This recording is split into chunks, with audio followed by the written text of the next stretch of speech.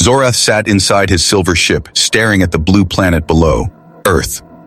From space, it looked small, weak, and harmless. Clouds moved slowly over green and brown lands. Oceans sparkled like liquid glass. Zorath curled his lips. "Primitive," he whispered. His voice was cold like metal. He was a diplomat of the Zyther Empire, one of the oldest and strongest civilizations in the galaxy. The Zyther ruled hundreds of worlds. They saw themselves as perfect. Zorath was proud to be one of them. But still, he wondered, why did the Galactic Council talk about this planet so much? Why did they say, "Do not underestimate humans"? His ship's AI spoke with a flat voice. "Ambassador Zorath, landing clearance granted. Caution is advised. These humans are unpredictable." "Unpredictable?" Zorath laughed. "They burn forests, fight wars, and build machines that break. There is nothing unpredictable about failure." Still, his yellow eyes stayed on the planet. Something deep inside him felt curious. He hated that feeling. Curiosity was for weak minds. The ship entered the atmosphere. Fire danced outside the windows. The city below grew larger and larger. Bright lights, small cars, busy streets. Humans, Zorath thought. Walking ants with noisy minds. The ship landed on a flat platform near a tall white building. Human soldiers stood around it, holding strange weapons. They looked nervous, like prey standing near a predator. Zorath stepped out. His long cloak moved like black smoke. His skin was smooth and silver blue, shining in the sunlight. The air felt heavy, full of smells, metal, smoke, plants, and food, so many smells. It made him feel dizzy. A man walked forward. He smiled. He wore a black suit and had brown skin and bright eyes. "Welcome to Earth," the man said. He spoke slowly and warmly, like he was talking to a friend. "I am Daniel. I will be your guide." Zorath lowered his head. "Guide? I do not need a guide. I need information. Show me your leaders. Show me your power." Daniel's smile did not fade. Power is not always the loudest thing in the room. Zorath blinked. What a strange answer. Humans liked speaking in puzzles. He hated puzzles. They entered the building. Cameras flashed. Reporters shouted questions. Zorath ignored them all. Inside, everything looked old and soft. Wooden tables, colorful flags, glowing screens. Human technology felt slow, heavy, full of moving parts. The Zyther used clean energy fields and crystal mines.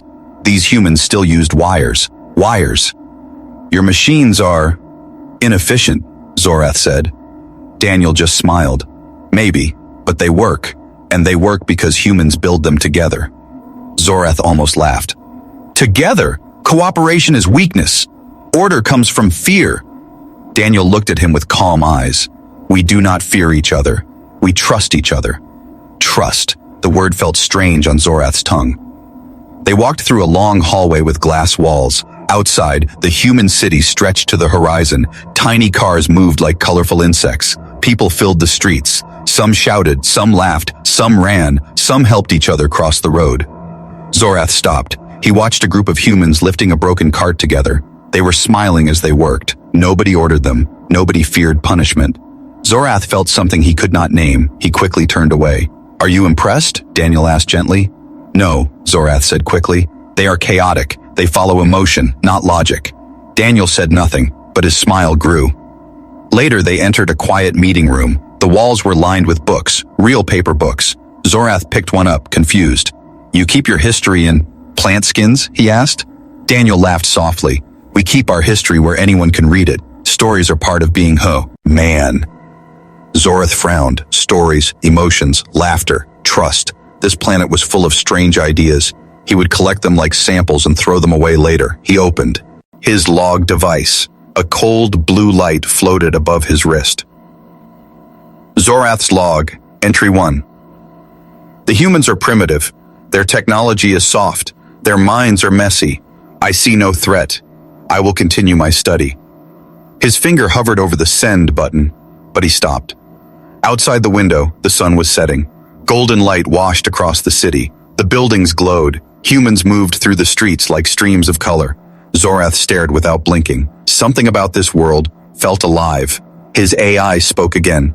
"Reminder, your mission is to locate their weakness. Do not be distracted." Zorath whispered, "I will not be distracted." But he did not believe his own words.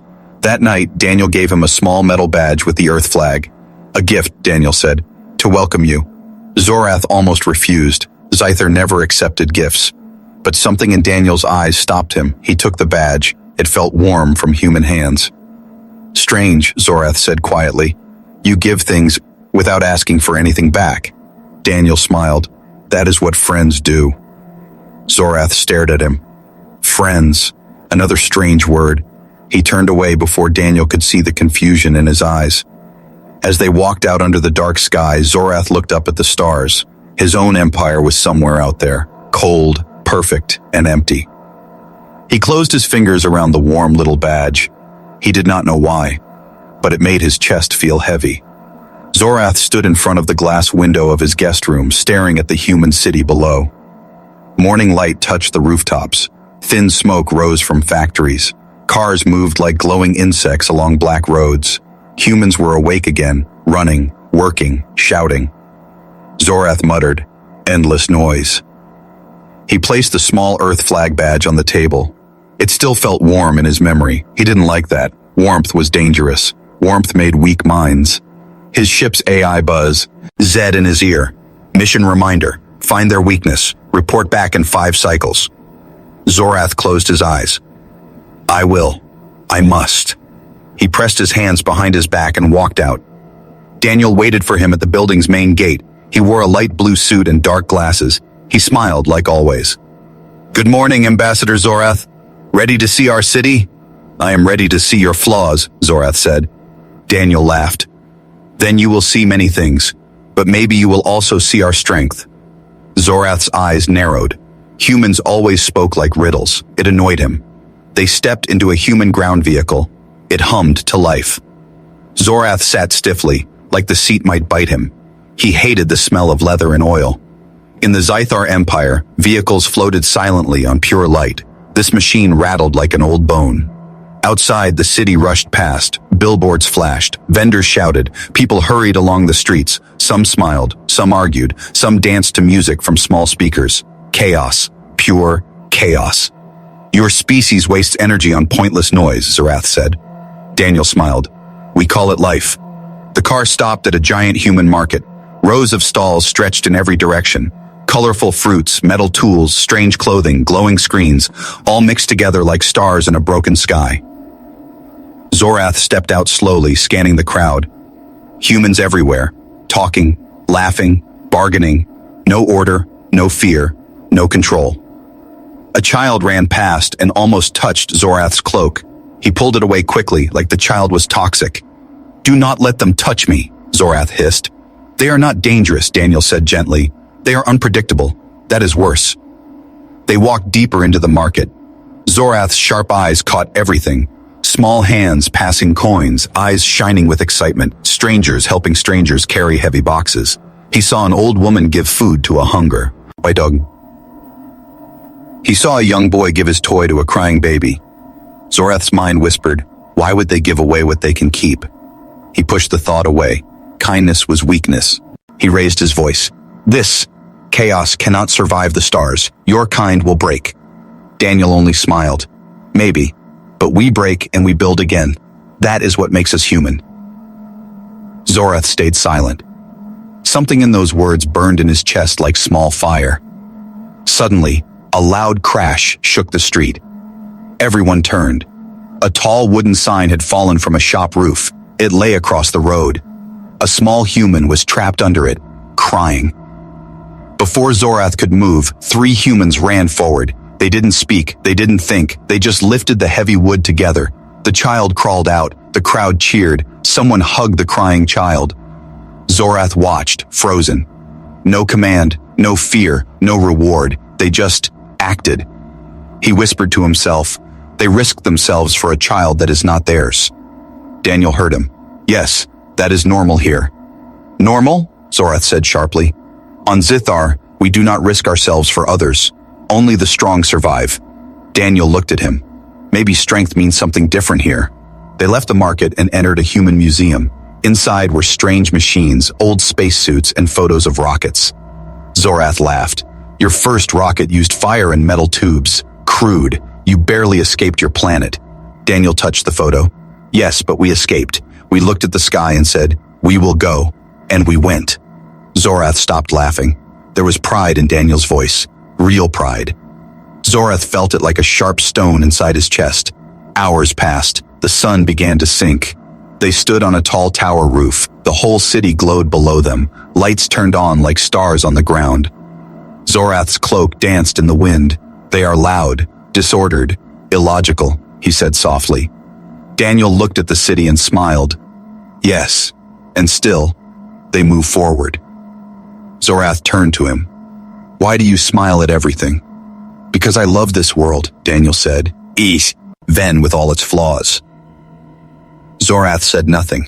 He stared at Daniel for a long time. Humans were not like Zithar. They were not cold machines. They were fire, burning, breaking, rebuilding, laughing. Zorath whispered so softly, even the wind almost took it. Fire can spread. That night, back in his room, Zorath opened his secret communicator. A cold blue screen lit his face. Message from Zithar Command. Progress report. Locate their weakness. Do not delay. Zorath began to type. Humans are chaotic. Their minds are ruled by emotion. But his hand stopped. He saw again the people lifting the wooden sign, the crowd cheering, the city glowing, Daniel smiling. He erased the words. He typed instead. Observation continues. He turned off the screen and sat in the dark. Outside, the human city sang with lights and noise. Inside, Zorath's heart felt heavy. He didn't know why, but the noise no longer sounded weak. It sounded alive. Rain fell like silver needles from the sky. Dark clouds covered the city. Zorath stood under a small umbrella that Daniel gave him. He hated the smell of wet air, but he said nothing. Daniel walked beside him on the crowded sidewalk. Humans rushed everywhere, holding bags, covering their heads, laughing in the storm. They do not stop even in danger, Zorath said. They live through danger, Daniel replied. It's what we do. Zorath's eyes followed a group of children splashing in puddles. They were soaked, but they laughed like it was sunlight.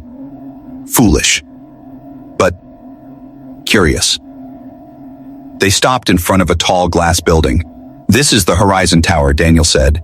A school for young humans. We are here for a quick visit. Zorath tilted his head. Your young are kept in vertical cages? Daniel chuckled. We call them classrooms. They entered. The air was warm. Children's voices echoed through the halls. Small faces looked at Zorath with wide eye, some half afraid, half amazed. One small girl whispered, Is he a robot? Zorath's silver eyes glowed faintly. No, he said, and the girl squealed and ran behind her friend. Daniel laughed. You made an impression. Zorath folded his arms. They are fragile, so small, so weak. Daniel bent down to pick up a fallen paper drawing. Yes, and still they learn. They grow. That's our strength. Zorath wanted to disagree, but before he could speak, the floor trembled. A deep cracking sound split the air. The lights flickered. The ground shook again, harder. Children screamed. A teacher shouted, Everyone outside, now! Daniel grabbed Zorath's arm. Earthquake, he said quickly. The hallway shook like a living beast. Cracks spread across the ceiling. Dust rained down. The humans ran for the stairs. Zorath followed slowly, calm, scanning with his glowing eyes. Structure integrity, 47%, his ship's AI whispered inside his mind. Then, a horrible sound tore the air. A steel beam crashed down in the stairwell, blocking the way. Children were trapped on the upper floor. Panic filled the building. Teachers pulled kids toward the exit. Daniel looked up the stairwell, eyes wide. There are still kids up there. He turned to the teachers. Get everyone else out, I'll go. Before Zorath could answer, Daniel ran back inside the shaking tower. The floor cracked under his feet. Dust and glass rained around him. Zorath stood frozen. Daniel was running toward death for children who were not even his.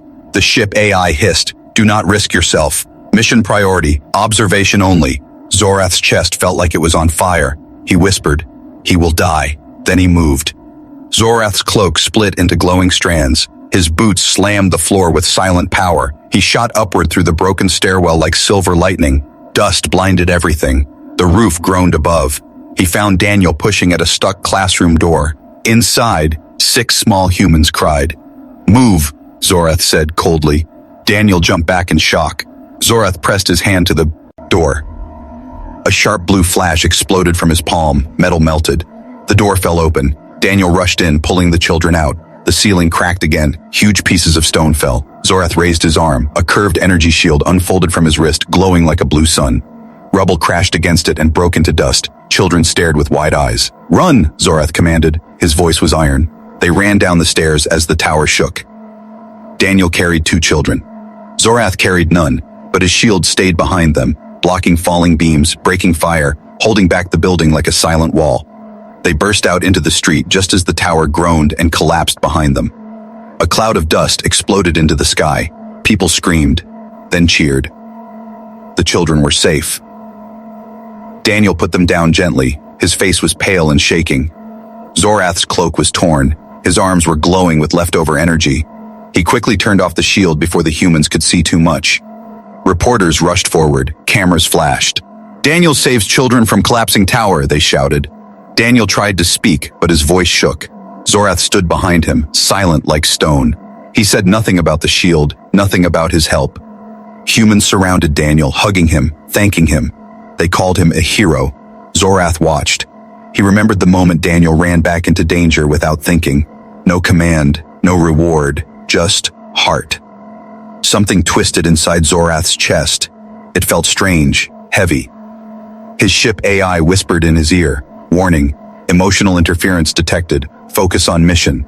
Zorath whispered back, "Be silent." Hours later, night covered the city again. Zorath stood alone on a rooftop. The city lights glowed under the dark sky like stars trapped on the ground. He replayed the moment in his memory, Daniel running into the shaking building. Zorath clench. At his hands. Zithar would never do that. On Zithar, self-sacrifice was foolish. On Zithar, Daniel would be called weak. But here, he was called a hero. Zorath stared at the stars and spoke softly. Why would someone risk their life for strangers? The stars did not answer. But deep inside, something new was waking in Zorath. Something he could not name yet. Soft golden light filled Daniel's home. It was warm, small, and full of strange smells, spices, old books, and something sweet from the kitchen. Zorath stood in the doorway, stiff and silent. He had never been inside a human home before. He had walked through palaces of glass on distant worlds, halls of crystal under dying suns, but none of them smelled like this. Daniel smiled as he took Zorath's cloak. "Welcome. Tonight you will meet my family." Zorath blinked. "Family?" "Yes, my parents, my sister, my nephew." Daniel pointed to the living room. "They are excited to meet you." Excited. Zorath could not understand that word. Why would anyone be excited to meet someone they did not fear? In the living room, 3 humans waited. An older man with silver hair, an older woman with soft eyes, and a small boy holding a toy rocket. When they saw Zorath, they stood up. The small boy whispered, "He's shiny." Zorath raised an eyebrow. "I am not shiny, I am polished." The boy laughed. It was a small, bright sound. Zorath felt something strange in his chest, like a warm spark. Dinner was served on a long wooden table. Plates clinked. Steam rose from bowls. Zorath stared at the food suspiciously. It was colorful, soft, and smelled too alive. Daniel's mother smiled. "We made this for you. It is safe. No meat." Zorath poked it with a fork. "It does not move. That is good."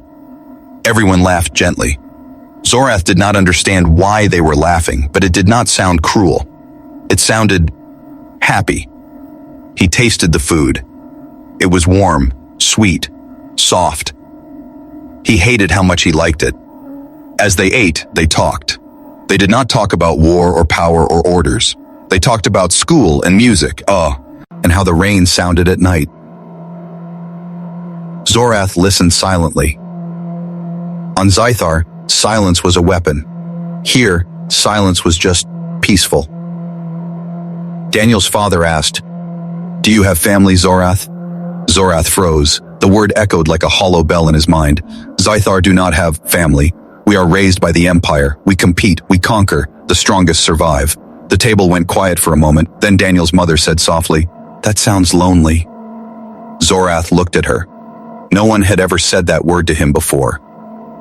Lonely. He wanted to deny it. but he could not. After dinner, Daniel's nephew brought out colored pencils. He sat on the floor and started drawing. Zorath watched, curious. The boy glanced up shyly. "Can I draw you?" Zorath tilted his head. "Why?" "Because you saved the kids at the tower," the boy said. "You're a hero." Zorath blinked.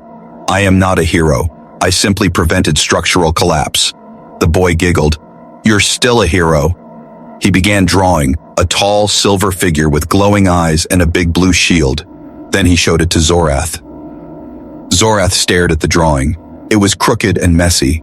It made his chest feel heavy and warm. He slowly folded the paper and hid it inside his cloak. "Acceptable," he said, but his voice was quieter than usual. Later, Daniel stood with him on the small balcony. Stars shone above the city. Cold wind brushed their faces. "Why did you bring me here?" Zorath asked softly. Daniel smiled. "Because I wanted you to see who we are. Not the chaos, not the noise. Just us." "Your kind is strange," Zorath said. "You are weak, and yet strong." Daniel nodded. "Strength is not just power, Zorath. Sometimes strength is choosing to care." Zorath looked at him for a long moment. On Zythar, caring was a flaw. Here, it was power. Zorath's communicator buzzed inside his cloak. A secret message from the Zythar Empire. "Report status. Identify their weakness." He stared at the message for a long time. Humans did not act like the weak creatures he expected. They laughed when they were tired. They helped when they were afraid. They gave, even when they had little. Was that weakness or something else? He closed the communicator without replying. Before Zorath left, Daniel's mother gave him a small glass jar filled with yellow flowers. "A gift," she said warmly. Zorath hesitated. Zithar never gave gifts. Gifts meant debt. But her eyes were kind. He took the jar carefully. It was warm from her hands. "Why do you give things without demand of return?" he asked. "Because that's love," she said simply. Zorath said nothing. He held the flowers all the way back to his guest room. They smelled like sunlight. That night, Zorath placed the jar on his table next to the small flag badge. 2 human gifts, 2 pieces of warmth, 2 things that made no logical sense. He sat down, staring at them. His chest felt heavy again, and this time, he did not hate it. His AI whispered coldly, "Reminder, mission goal, find their weakness." Zorath looked at the flowers. He whispered, "Maybe. They have none." Night wrapped around the city like dark silk. Zorath stood at the edge of a tall rooftop, cloak fluttering in the cold wind. Far below, the human world glowed with small lights. Streets moved like rivers of stars. But Zorath did not feel wonder. He felt the weight of duty pressing on his shoulders like iron. His communicator hummed inside his cloak. Cold blue light cut across the darkness as he opened it. The message was short and sharp. "Final order. Begin phase 1. Locate weakness. Prepare silent conquest. No delay." Zythar High Command. Zorath stared at the words. They looked like knives. He closed the communicator. He looked down at the glowing human city, and for the first time, he felt unsure.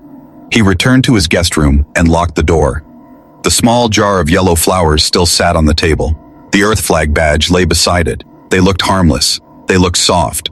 But somehow, they made him hesitate. Zorath whispered to himself, "Mission," or something else. He pressed a hidden button inside his arm plate. A panel in the wall opened silently. Inside lay a tiny black sphere, an infiltration beacon, pure Zythar design. Once activated, it would send a silent signal across the stars, mapping Earth's defenses and weaknesses. It was the first step to invasion. Zorath held it in his hand. It was cold and perfect, like every Zythar machine. He had used hundreds of them before on other worlds, without doubt, without thought. But now, his fingers refused to close. His AI spoke inside his mind, calm and sharp. "Mission priority, activate the beacon. Emotional hesitation detected." Zorath answered, "Be silent." He placed the beacon on the table. Its smooth surface reflected the flowers beside it, yellow petals and black metal, life and conquest. His chest felt heavy. Why did these humans still trouble his mind? The next morning, Daniel came to meet him.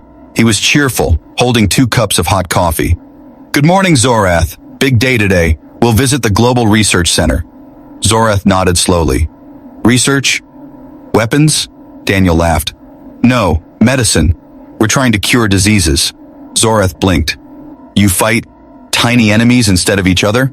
Daniel grinned. "Exactly. If we save lives, we all win." Zorath said nothing, but inside, something cracked quietly. At the center, humans worked around glowing screens and strange machines. They wore white coats and moved with quiet focus. Zorath watched a woman hold a sick child's hand gently while adjusting his treatment. "Why does she waste time on the weak one?" Zorath asked. Daniel looked at him. "Because his life matters. Even if he contributes nothing, especially then," Daniel said softly. Zorath turned away. His mind burned. This world made no logical sense, and why? And it kept pulling him in. Later on the ride back, Daniel talked about the future. "Someday," he said, eyes bright, "we'll go beyond this planet, not to conquer, just to see, to learn, to meet others." Zorath stared at him. Humans dreamed of stars not for power, but for wonder. Zithar had conquered hundreds of worlds, but they never dreamed. When the car stopped, Zorath stayed silent for a long moment. Then he said, "Dreams are dangerous." Daniel smiled gently. "Maybe, but they make us human." That night, Zorath returned to his room. He stood before the black beacon again. It waited like a silent heart of darkness. If he activated it, the Zithar fleets would come. They would burn this city, these people, this laughter.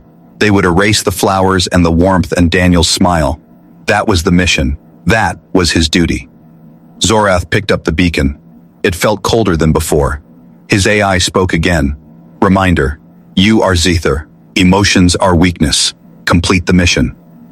Zorath whispered, "Then why do I feel stronger when I resist?" The AI did not answer. He walked to the balcony and held the beacon over the city lights. Wind howled around him. The black sphere glimmered under the moonlight. His claws tightened. He imagined the ships falling from the sky, fire raining, humans screaming. He imagined Daniel's eyes going dark. Zorath's hand shook. He pulled the beacon back. He could not drop it. He could not send it. He could only stand there, frozen between 2 worlds. At last, he placed the beacon back inside the hidden wall panel. He sealed it shut. The panel disappeared like it never existed. Zorath stood in the silent room, breathing slowly. He felt something strange, like losing a war and winning something greater at the same time. He walked to the table and touched the yellow flowers gently. They were soft and alive. They were fragile, and they had survived. Zorath whispered, "Maybe weakness is not what I thought."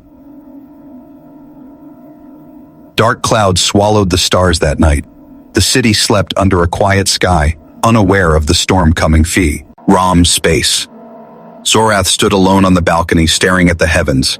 His mind felt like 2 sharp blades pressing against each other. One blade was duty. The other was something new, something human. He had not sent the beacon. High Command still waited, thinking their diplomat was obeying. But Zorath had done nothing, and now the universe was moving without him. His arm plate flickered. The Zithar AI spoke inside his skull, cold and fast. "Urgent update. Unstable asteroid cluster approaching this planet. Estimated impact 5 hours. Damage level planetary. Zithar fleet prepared to observe. Recommended leave immediately." Zorath's eyes widened. "Observe? Not stop it?" "Correct. If this world dies, conquest becomes simple. Strategic advantage, extreme." Zorath's breath slowed. So that was the plan. Let the humans burn, and then take the ashes. He felt something hot twist inside his chest. Anger. Real anger. Down below, the city still sparkled, soft and warm. People laughed. Lights danced on the river. None of them knew death was falling from the stars. Zorath clenched his claws. If he warned them, the humans might survive. But High Command would see it as betrayal. They would strip his rank, his home, his name. They might even send hunters for him. If he stayed silent, the humans would die, and Zorath would rise as a hero of the Empire. 2 paths. 1 choice. At sunrise, Daniel came running up the tower stairs, holding a newspaper and grinning.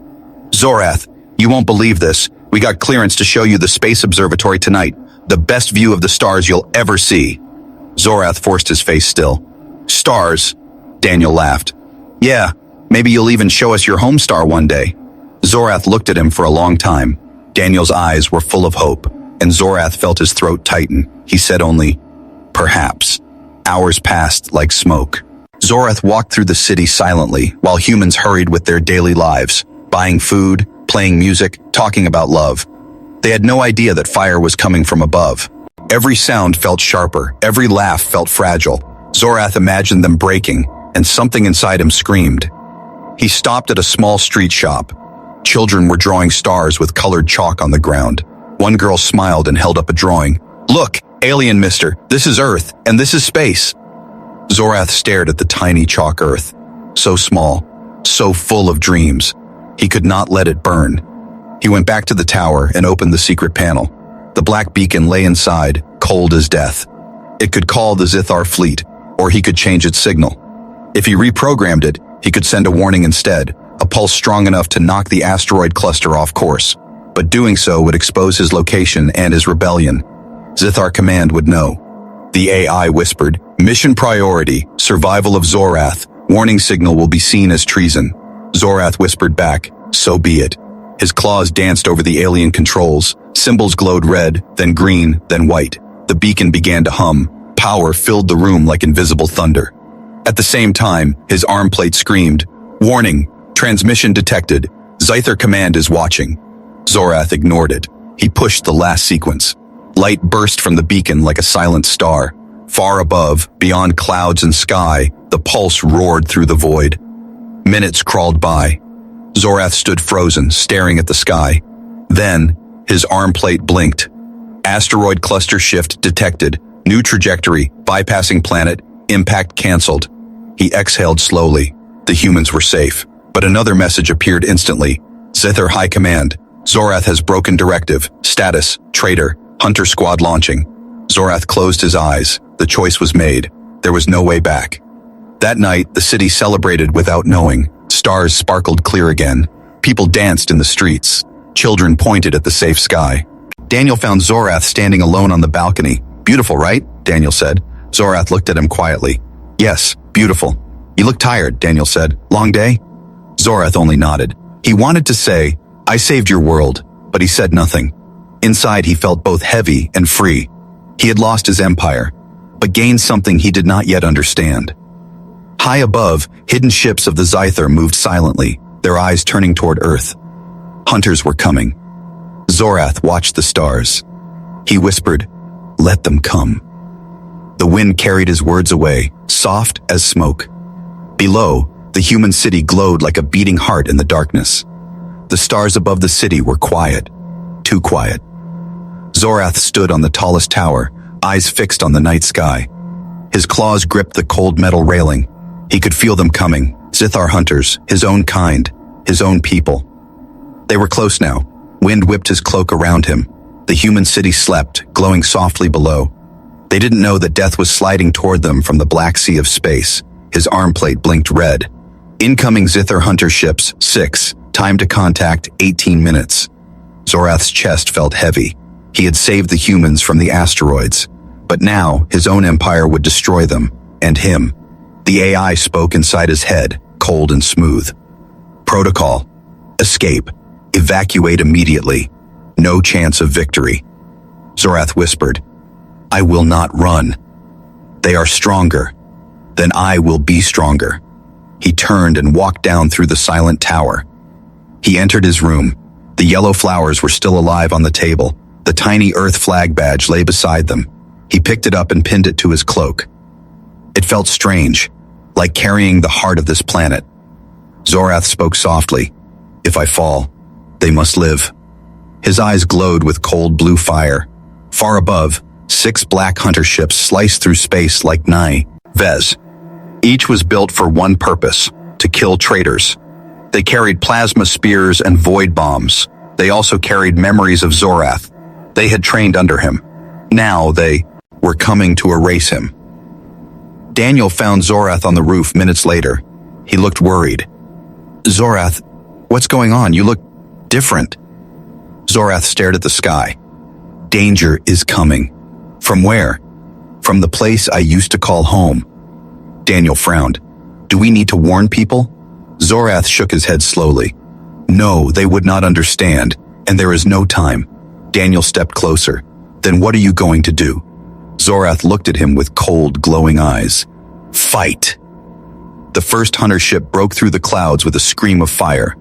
Wings of black metal unfolded like a nightmare bird. Its cannons glowed red. People below screamed and ran. Sirens began to wail. Zorath stepped to the edge of the roof. Blue light crackled over his armor. His voice was calm and sharp. Stay back, he told Daniel. Daniel hesitated. Zorath, stay alive. And then Zorath leapt into the sky.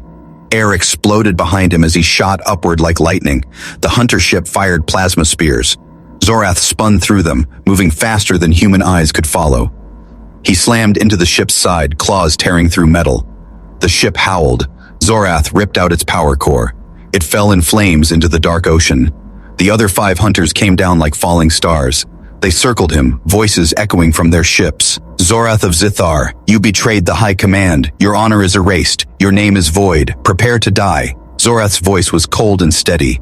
I choose my own name. They fired all at once. Light and fire filled the sky. Plasma streaks cut through the clouds. Zorath twisted between them, faster, sharper, alive with furious energy. He crashed into one ship, tore its wing, sent it spiraling into another. 2 exploded together in a flash of blue fire. The shockwave shook the city below. Windows shattered. People screamed and pointed at the sky. Daniel walked. He'd from the tower, eyes wide.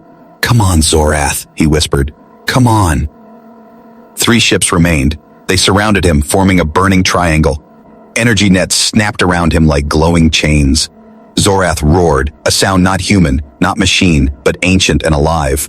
Blue fire burst from his body. The nets melted. Zorath grabbed one ship and hurled it into the last 2. All 3 collided in a thunder of fire and shadow. Pieces rained down, glowing like dying stars. And then, silence. Zorath floated alone in the smoke above the city.